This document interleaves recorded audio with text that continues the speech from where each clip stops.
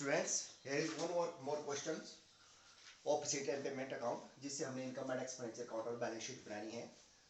The question is receipt side दे रखा है, cash in hand opening balance है, ओपनिंग बैलेंस शीट में 7000, सब्सक्रिप्शन दे रखी है 50,000, सन्डे डोनेशन सीट्स में 40,500, इंटरेस्ट ऑन इन्वेस्टमेंट 7% है, 7,000 है, लेकिन इन्वेस्टमेंट नहीं दी गई है इस क्वेश्चन में. इसका मतलब कि 7% जो है 7,000 है, तो इन्वेस्टमेंट 1 लाख होगी. 7,000 मल्टीप्लाई 100 डिवाइड बाई 7, तो 1 लाख इन्वेस्टमेंट मानी जाएगी इस क्वेश्चन में.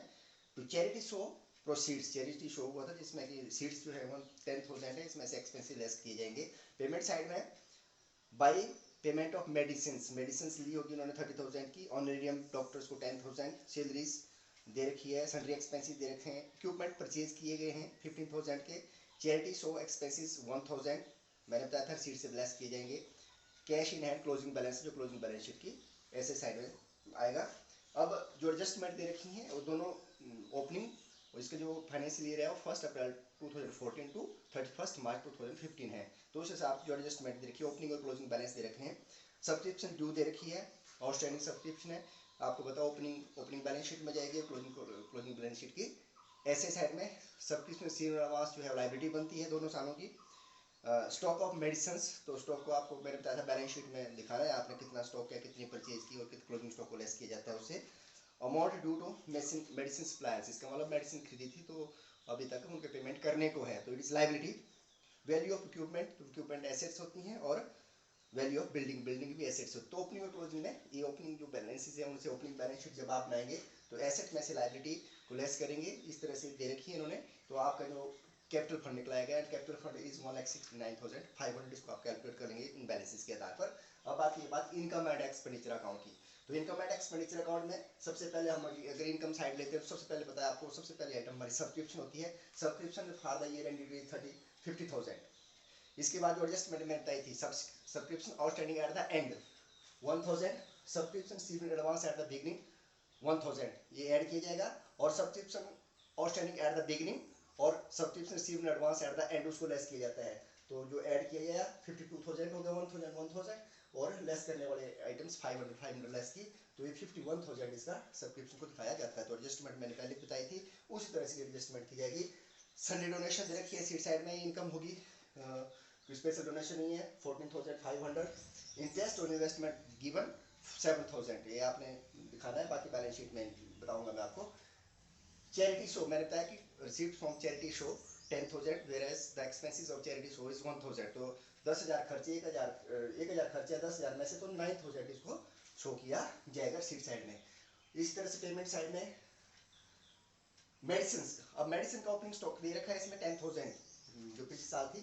जो परचेज की इस साल पेमेंट साइड में 30,000 लिखा है, मेडिसिन परचेज 30,000 और सप्लायर के देने को रह गए थे. वो ओपनिंग बैलेंस उसका 12,000 था और क्लोजिंग बैलेंस ओपनिंग बैलेंस 8,000 था मेडिसिन का जो सप्लायर को देने थे, और क्लोजिंग जो स्टॉक था जो उनको देने थे वो 12,000. इसका मतलब 4,000 रुपये जो है इस साल के सप्लायर को और देने हैं, तो इसको जोड़ दिया जाएगा. तो क्रेडिट परचेज ओपनिंग स्टॉक में purchase during the year plus due to supplier उनको ऐड करेंगे, इसमें से क्लोजिंग स्टॉक को लेस करेंगे. तो मैंने बताया था the how to calculate the amount of consumable goods, तो इस तरह से आपने इसको दिखाना 29,000 इस तरह से ऐड लेस करके. उसके बाद ऑनरेरियम टू डॉक्टर्स खर्चा है, salaries, sundry expenses, these are expenses revenue nature के हैं, तो आपने इनकम एंड एक्सपेंडिचर अकाउंट के डेबिट बॉक्स में दिखाने हैं. डेप्रिसिएशन, अब डेप्रिसिएशन के बारे में जो आपका बिल्डिंग है, बिल्डिंग जो ओपनिंग बैलेंस है वो 40,000 है, जब क्लोजिंग बैलेंस है 38,000. There is no adjustment about depreciation. तो आपने पता लगाना कि 2,000 रुपये अगर बिल्डिंग की वैल्यू में कम हुई तो दैट इज डेप्रिसिएशन, तो उसको आपने डेप्रिसिएशन के रूप में 2,000 को दिखाना और बैलेंस शीट में भी आप उसको शो करेंगे. इसी तरह से इक्विपमेंट 36,000 ओपनिंग बैलेंस था, क्लोजिंग बैलेंस 36,000 नहीं था. जो इक्विपमेंट थे हमारे लास्ट ईयर के 21,000 ओपनिंग बैलेंस था. इसमें जो परचेज किए गए 15,000 के, तो 36 हो गया. तो 36 में से जो क्लोजिंग बैलेंस था 30,000 गिवन इन द एडजस्टमेंट्स, ठीक है. तो लेस करेंगे तो 6,000 डेप्रिसिएशन मानी जाएगी. तो जितना ओपनिंग बैलेंस है उसमें परचेज उसको ऐड करेंगे और क्लोजिंग बैलेंस उसे लेस करेंगे तो आपका डेप्रिसिएशन निकल जाता है. उसके लिए आप इक्विपमेंट अकाउंट बना सकते हैं. तो इस तरह से ये इनकम एंड एक्सपेंडिचर अकाउंट बना. तो इनकम साइड से अगर का टोटल देखें तो 1500 है। इसमें से जो डेबिट साइड में टोटल लेस किया तो दैट इज 75,000, लेस करके जो आता है that is surplus. Credit side ज़्यादा है तो that is surplus excess of income over expenditure and amount is 6500। Now come to the balance sheet. Closing balance sheet के लिए क्लोजिंग बैलेंस दिए हैं हमारे पास। कैश इन हैंड जो रिसीट एंड पेमेंट अकाउंट का क्लोजिंग बैलेंस है that is 4500। Outstanding subscription at the end 1000 given, मैंने बताया था एडजस्टमेंट में। इन्वेस्टमेंट से रिलेटेड मैं थोड़ा सा बता दूं कि इसमें इंटरेस्ट दे रखा है 7%, तो इसका मतलब आपने इन्वेस्टमेंट नहीं दे रखी है तो इन्वेस्टमेंट को कैलकुलेट करना है। तो मैंने बताया था आपको, और उसका अमाउंट 1 लाख है, ये आपने शो करना है अपने आप। इसी तरह से stock of medicine 15,000 closing stock लेना है हमने यहाँ पे, स्टॉक क्लोजिंग। उसी तरह से इक्विपमेंट वही है, 21,000 की ओपनिंग बैलेंस था, 15,000 के एडिशन खरीदे उस साल, 36 हो गया, तो क्लोजिंग बैलेंस 30,000 है तो 6,000 डेप्रिसिएशन घटा के 30,000 ही दिखाना है आपने। इसी तरह से बिल्डिंग 30,000 की थी, क्लोजिंग बैलेंस 28 का है, 2,000 डेप्रिसिएशन लेस करके 28,000 ही क्लोजिंग बैलेंस दिखाना है। इस तरह से लायबिलिटी साइड में सब्सक्रिप्शन रिसीव्ड इन एडवांस, ठीक है, for the next year was 500, तो ये लायबिलिटी बनती है, ये आपकी किताब में देखा है। Amount due to medicine supplier 12,000 closing balance देने को है, जो सप्लायर को जो मेडिसिन खरीदनी है तो वो लायबिलिटी बनती है क्रेडिटर्स की तरह 12,000।